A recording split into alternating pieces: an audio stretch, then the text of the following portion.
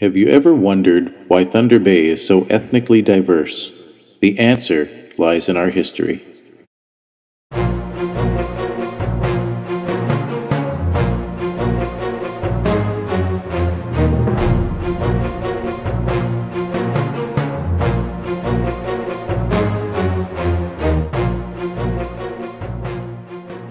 Canada's population is made up of many immigrants, people who leave their homelands in the hope of a better life in the New World.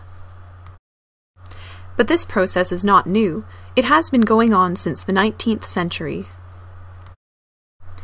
Immigrants then as now were attracted to Canada and the Lakehead by the promise of land and work. Over a century ago, northwestern Ontario was covered by dense forest. Only the Ojibwe and a few English and French-speaking men and women lived in the area, most of them trading goods for furs.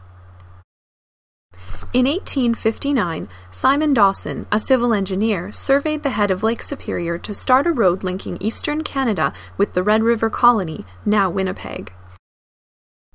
At this site, there developed a town, later named Prince Arthur's Landing. When the road was completed in 1872, both Prince Arthur's Landing, later renamed Port Arthur, and the town plot of Fort William a few miles away began to grow.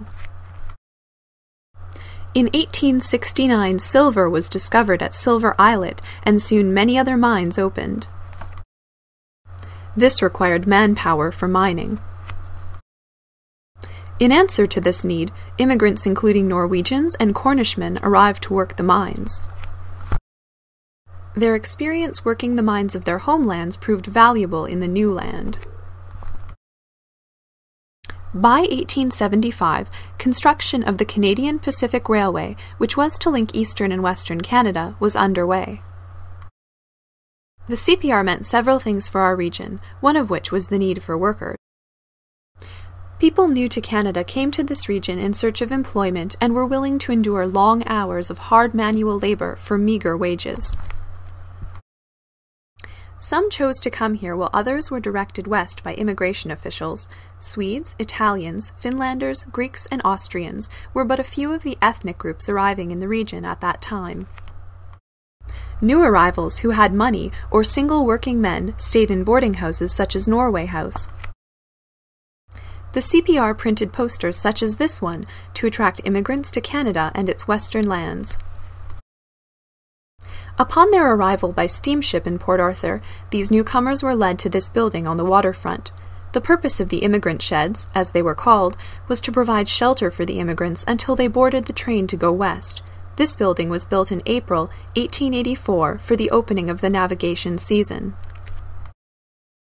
It was 100 feet long by 30 feet wide and included a kitchen, dining hall, sleeping quarters, and offices to accommodate 500 people.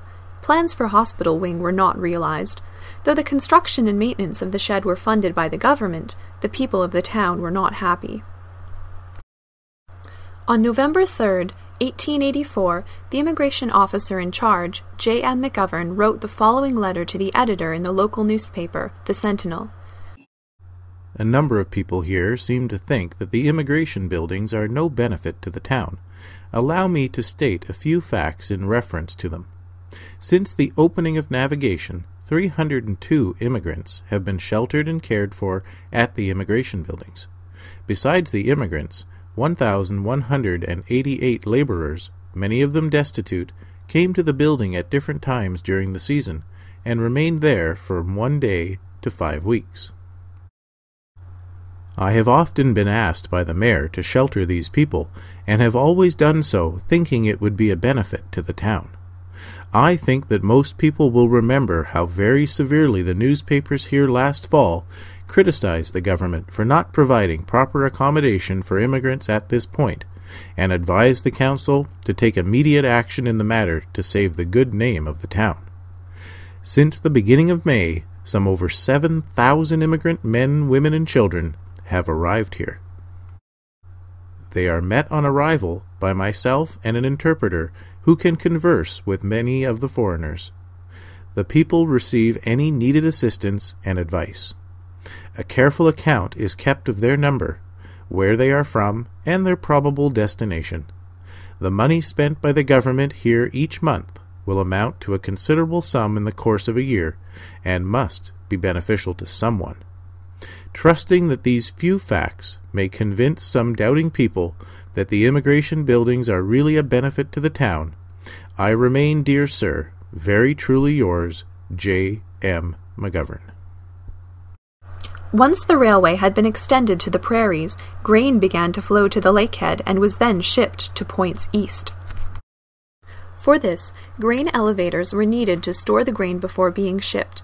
Men were also needed for the construction of the elevators and to load and unload the rail cars. With the opening of the West, many immigrants passed through this area. They arrived here by steamship and took the train west.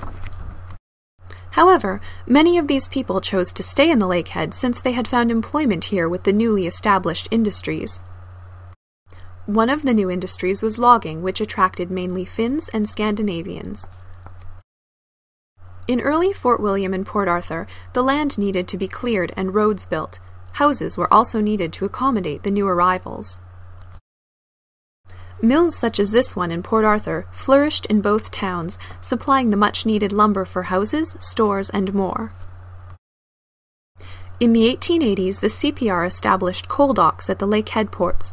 Coal arriving from the east by ship was transferred onto railway cars destined for the west. Men of several different nationalities were employed to work long, hard hours for very little pay. The working conditions, the low rate of pay, and the lack of job security led the workers to strike. Several times, the company fired these workers and hired others who would soon strike for the same reasons.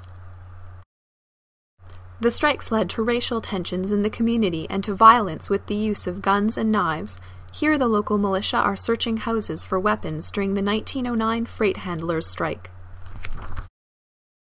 Large companies were everywhere in the Lakehead, but small independent businesses also existed.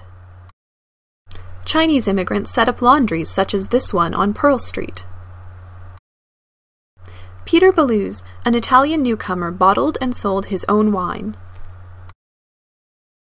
Other immigrants went into farming, such as the Dutch, the Finns, and the English, among others. Life in early Thunder Bay was not entirely all work. Because of language barriers, each nationality stuck together by forming teams and clubs with those of their own ethnic group.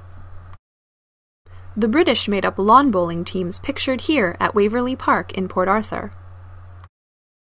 The Finns and Scandinavians brought the tradition of skiing from their homelands. The Scottish had their own pipe band. Statistics show that immigrant children were no less likely to go to school than non-immigrants. Those that did went to learn the basic skills of reading and writing in English before they went out into the workforce. Immigrants had many reasons for coming to Canada, but what brought them to Thunder Bay was primarily the demand for miners, loggers, fishermen, freight handlers, and factory workers that accompanied the city's periods of economic expansion. They came to work, and by doing so they contributed much to Canada as we know it today.